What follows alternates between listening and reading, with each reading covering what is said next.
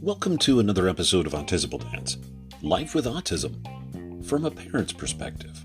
With each episode, Rob and I talk with media professionals, business owners, and nonprofits to discuss what they are doing to help families get the services they need and how the public perceives autism.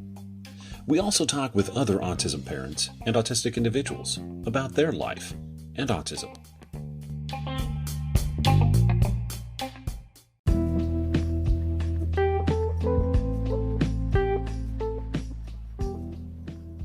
In this episode, we speak with Michael Broderick. Now, if you've played first-player video games or watched a lot of TV, you've probably seen him. He's been in various TV shows, including The Unit, Extant, Jane the Virgin, Justified, Criminal Minds, The Mentalist, Jericho, 24, Touch, as well as HBO's series True Detective as Special Agent John Bowen. He's also provided the voice for various characters in several video games, such as Medal of Honor, as well as Need for Speed, Run, among others. Today, Michael joins us in talking about what it's like to be an autism dad as a working actor in Hollywood, from learning about his son's diagnosis to promoting autism acceptance and understanding, and more. We hope you enjoy this episode as much as I enjoyed chatting with fellow autism dad, Michael Broderick.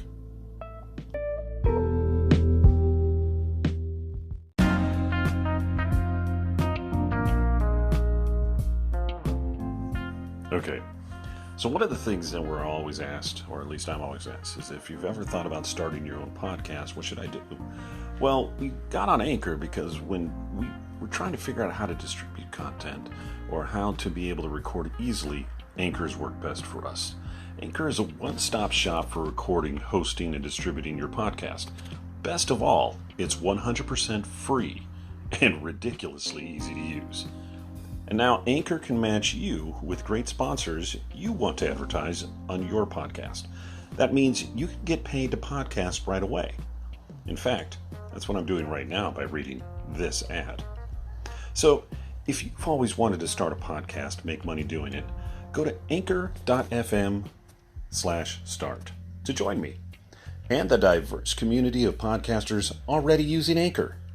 That's anchor.fm/start. I can't wait to hear your podcast. Hey, Mike, welcome to the show. Welcome to Autism Dads. Appreciate you taking the time to chat with me about, what it's like being an autism dad from your perspective. Hey, Joel, thanks for having me on. I'm so glad that Pete was able to connect us. Happy to be here. Yeah, Pete's a great guy. He does that podcast, the Break It Down show. Been on his show a few times, and it was fun. It's fun to listen to. Cool. Unlike his show, this one's a little more family friendly. Less language and all that fun stuff. Well, when you're dealing with the veteran community, as Pete often does, we kind of we sometimes dip into what my mother used to refer to as barracks talk. Oh yeah, we don't do barracks talk in this show. All right. So as our audience through the introduction is aware of a little bit of your background, you've been an actor. You're doing acting. You're a working actor. You're known on several different shows. Your face is, known, especially. Yeah. Just not my name so much. People are like, oh, there's that guy. Yeah. Yeah, when Pete said, "Oh, he was on these shows," and I was like, "Who?" And I go, "Oh, I know that guy." Yeah. What episode? So I was like, "Yeah, he's an autistic dad. Cool, bring him on." And so you juggle being a working actor and being an autism dad, but we'll get to that in a moment. When you first get introduced into the autism community and first understood about autism, learned about it for your kid, what's the story there? Well, it was shortly after we had moved to Los Angeles from New York. 18 months old or no, he was 18 months when we moved out here, but it was shortly after. So up around 2 years old. he got his diagnosis, and for my wife and I, it was kind of a relief because we knew something was different about ourselves. Right. Yeah, we just couldn't put our finger on what it was. Right. So yeah, I remember when my wife called me. I was actually in acting class, and you're not supposed to have your phone and everything, but I saw my wife was calling, so I just had a feeling. I said I should take it, so I stepped out of class, and she's like, "Oh my God, I think Michelangelo is autistic." And I was like, "Okay, slow down, step away from the computer, step away from Google, because she had been at a hearing test with him, and he wouldn't put on the headphones, and and one of the technicians said to the other, "Maybe it's autism." And my wife's like, "What?" And I'm like, "Oh, nothing." So then my wife went home and did some research, and that's when she called me, and so obviously we followed with more research and some visits with professionals, and then he was diagnosed. And when we got the official diagnosis, it was kind of a relief. We were like, "Oh, okay, this is something. It's not, it's not, it's not, Right. and it's, and it's something that people live with every day. And there are adults that live their best lives as autistic individuals. And so, that started our journey kind of towards reaching out to autistic adults and kind of getting their story to help us along on ours. Yeah, I've found with Autism that's really a lot of what we do is we want the professionals, we want the parents, we want autistic individuals to share their story, that it's okay, it's not the end of the world, need a little bit of extra help, and that type of thing. It's just a matter of, making sure that we have an environment that reminding people that it's okay to have the diagnosis. Oh, absolutely. Yeah, we've always been about acceptance and just giving our boy as much love and positive reinforcement as we can. And I think that's for any kid, not just Right. kids on the autism spectrum, but our goal continues to be to make our son as happy and as independent as he can be. Yeah. And that continues to be our goal. Yeah. Now, as you're raising him, you and Donna are raising your boy. What were some of the challenges that you came across? I guess it was really son struggled with language for a while, and kind of so expressing himself was a challenge for him. Also with anxiety about he had issues with loud noises, things like that, and crowds would was a challenge for him. But he's since he's 16 years old now, and he's since overcome a lot of those anxieties, and he does great. But some of those were the early challenges for us. Communicating was the big one. And as soon as we realized, we just had to be patient and be able to pick up those often nonverbal cues from him in the beginning. It just made it a lot easier. I could imagine how frustrating it could be to not be able to be understood. So we always kind of took our time to really make sure we were patient and taking that time to understand what he wanted or needed. Right. We've had a very similar path on our end. Our boy is about 16 years of age, for the most part nonverbal, sensitivity to sound as well. Mm-hmm. Some social anxiety in large groups, mm-hmm. but he's very social himself. Mm-hmm. But he says a lot more with his facial expressions than he does with words. Right. Right. So I think he gets that from his mom. Uh,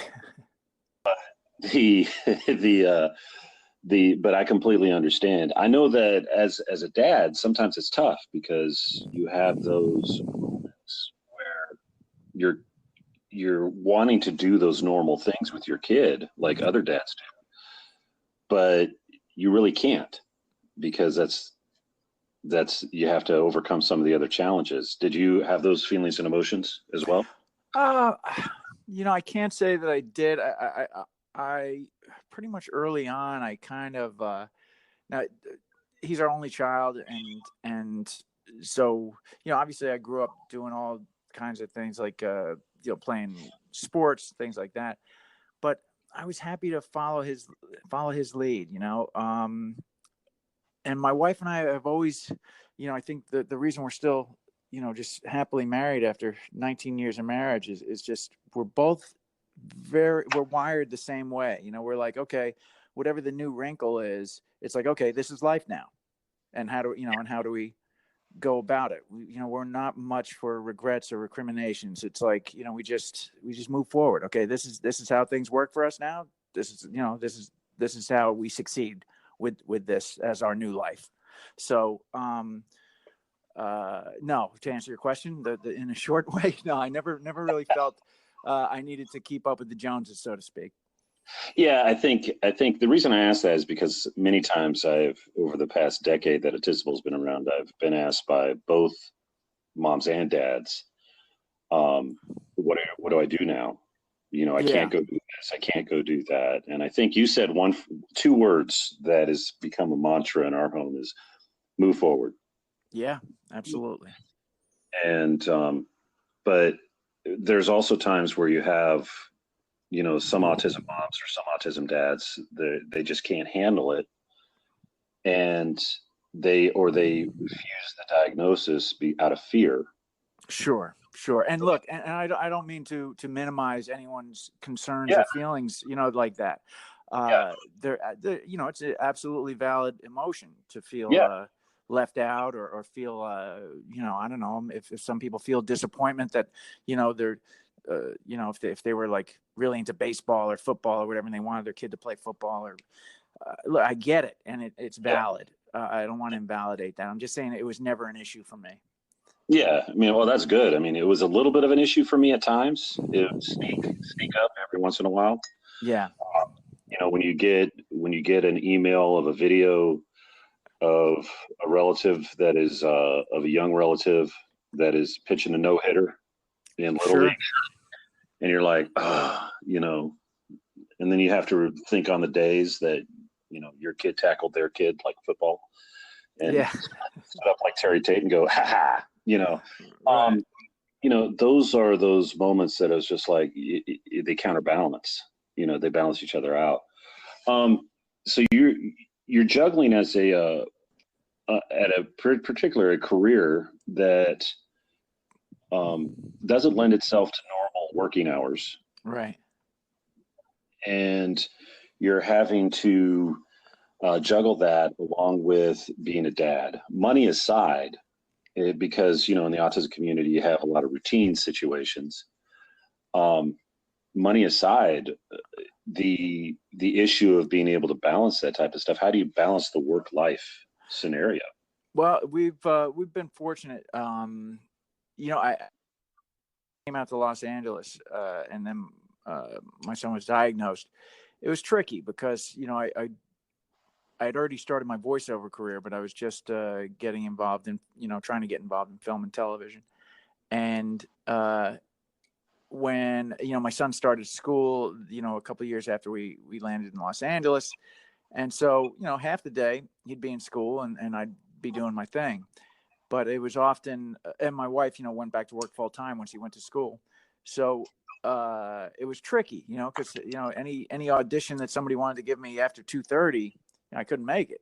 And when you're just trying to get your career started, they don't want to hear that you can't make it. You're nobody. Hell, I'm still nobody. But they don't want to hear you can't make it because they got 600 people trying to get in that room. Right. So I actually made a decision at one point after I had started working.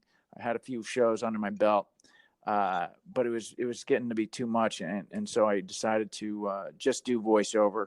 Continue with that because I was already having success with that, and to put film and television on, kind of on the back burner, just give it up. But then my in-laws came to stay with us. Dan and I had always been on our own up until that point, but her folks came and moved to Los Angeles, and now they live with us. And at that point, immediately I was able to start working again because, if somebody needed me at Warner Brothers at 4:30, I could go, or if they needed to pick them up from school or whatever, it instantly opened that world back up to me. And I was able to continue my career and expand upon it. So we've been fortunate with that. But for a while, it was very difficult, because as an actor, you never know when you're going to be called to be somewhere at a certain time. Yeah. And as a dad, that's not always possible. Yeah, I do a little bit of voiceover work myself, not as career voiceover artist like you, but every once in a while I'm able to contribute here and there.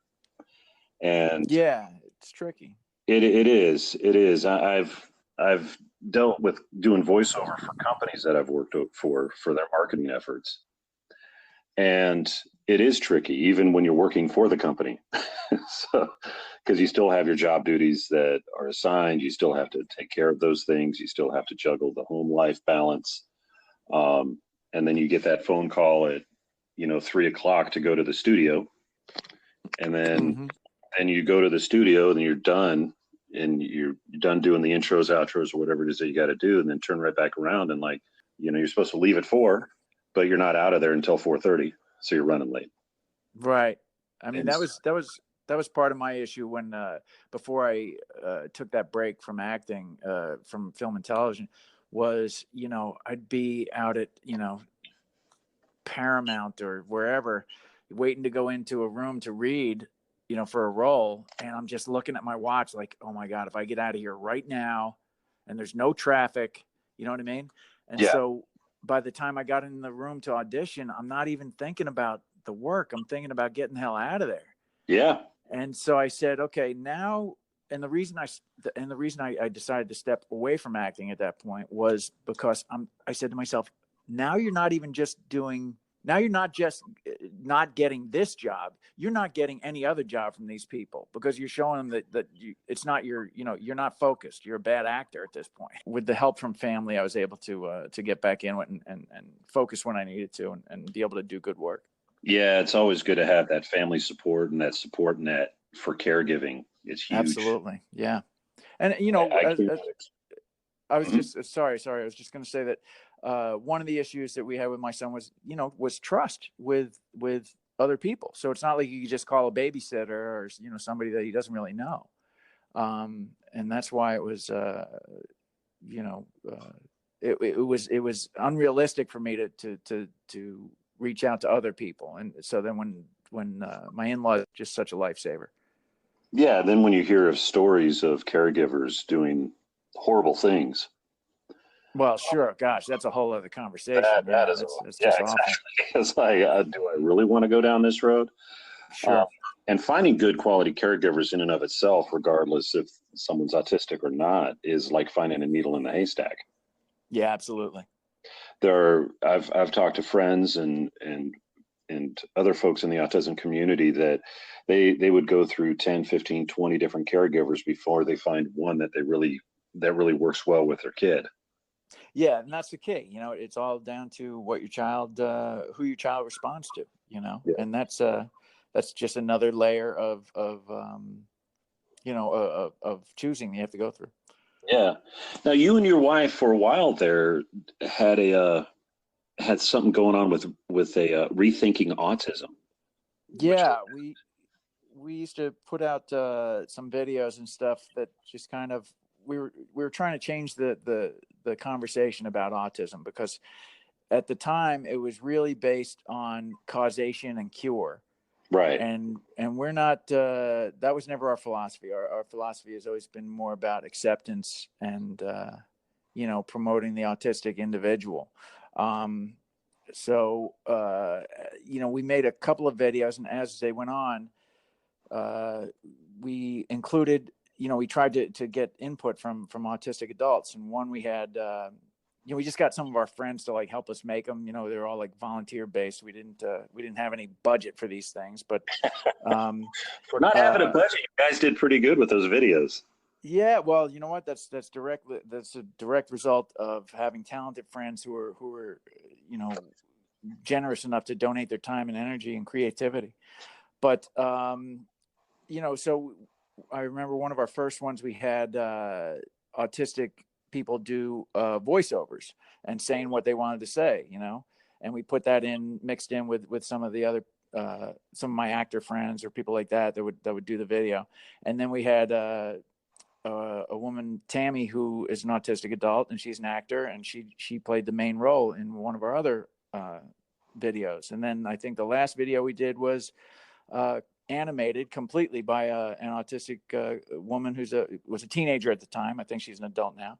Mm-hmm. But so each round of video we did, we made it more and more under the control of an autistic individual and their creativity. Yeah, I remember when Autism first started off in the first few years that I would see Rethinking Autism videos, and I was going, you know what? This is really good stuff. I appreciate that. Because, when I'm looking for content, and we have hundreds of members on the site, on our site, and we get members that submit their content to the site about their stories, their journey, and their thoughts on, autism in any of its shapes, forms, or whatever. It's one of those things that's like, it really puts it in a very presentable format for the general public. Right. That is, that can be tough, in a world where we're competing for eyeballs of the general public, to not just spread awareness, but to encourage understanding and inclusiveness and all that. So I was just impressed by him, is all I'm saying. I appreciate that. And I think, we were never in this was kind of before Facebook was really huge or anything like that. So we never made big pushes for publicity for it, but we figured message resonates with people. It'll find its way to the right people, people who need to hear it. So, we were very happy with some of the feedback we got for our videos. Yeah. Very proud of them. So you got all this stuff going on. You're dealing with juggling being a dad and your career. What are you looking at doing down the road? For the autism community, for your kid, for is there any inside information on any shows you're working on that or voiceover of games that you can be able to pass along? Well, that's two kind of different areas of my life, but they very seldom interconnect. But I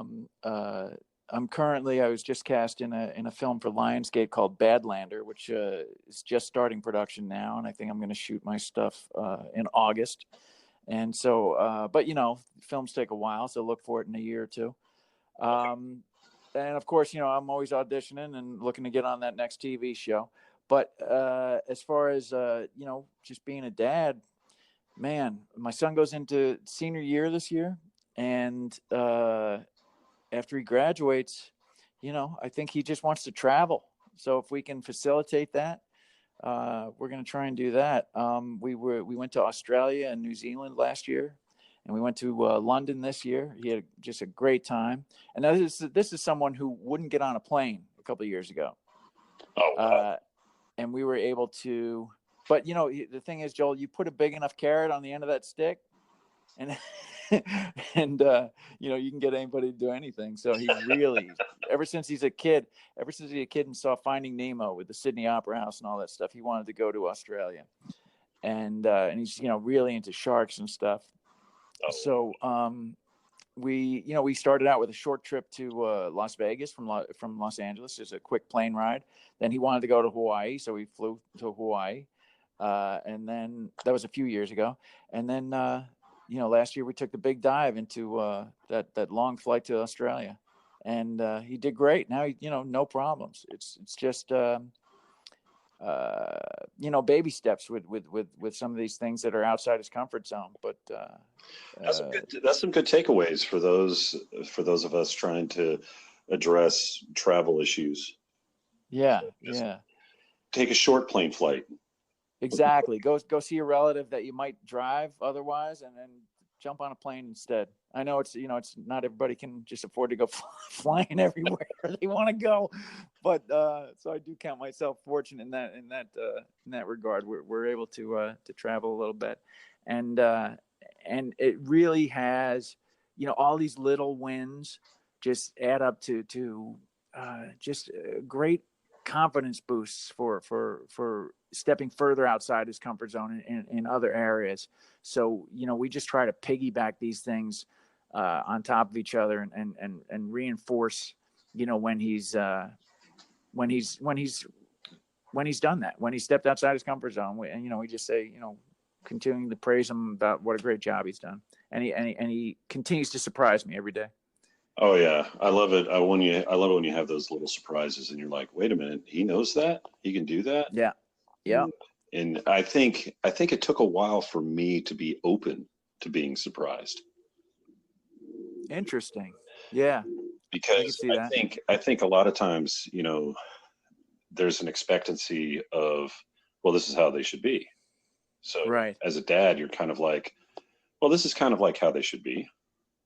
How they should be with that. And then all of a sudden, I learned real quick, I got to be open to whatever it is he needs to do. Yeah. And sometimes it's, for us, it was eye-opening about what some of his interests are. We thought we knew, everything that he liked, but then, we discover, him becoming really interested in a new subject, and even showing an aptitude for certain things like music, or now he wants to, now he's into editing. He wants to do like video editing and things like that. So we just kind of, try to set him up to succeed. Oh, that's awesome. Yeah. In fact, we just got him. I might need to tap him for some things on some Autism projects. In fact, I might need to tap him. It's volunteer work going on. Well, I don't know. I was going to say, I don't know if you can afford him now. He's no, can't. I can't even afford myself. That's right. But no, I appreciate everything, the time that you've taken to chat with me about being a fellow autism dad in this journey. Of course. And we're going to have to chat again, see how things are down the road. Man, that would be awesome. Yeah, anytime, just reach out and happy to jump on for a few minutes and kick the tires a little bit. Sounds good, man. All right. Thank you again. All right, Joel. Good talking to you. Good talking to you. Have a good one. See ya. All right.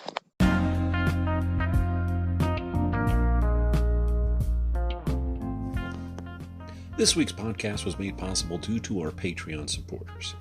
If you'd like to help support this podcast and our efforts with Autism, please consider becoming a patron. A special thank you to the following top supporters for this week's episode: to John, Daryl, and Linda. Thank you very much for your support.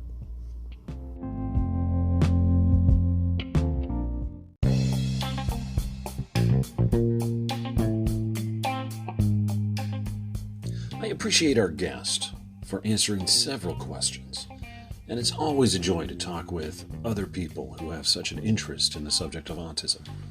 If you'd like to continue this discussion, please feel free to join Autism.com and share them. You can also follow us via social media on Facebook, Twitter, and Instagram. As a reminder, this podcast is available on Spotify, Google Play Music, iTunes, Stitcher, and TuneIn, and many others. Don't forget to rate, comment, and subscribe. Until next time, I'm your host, Joel Manzer, and thank you for taking the time to listen to this episode of Autism Dads, Life with Autism from a parent's perspective.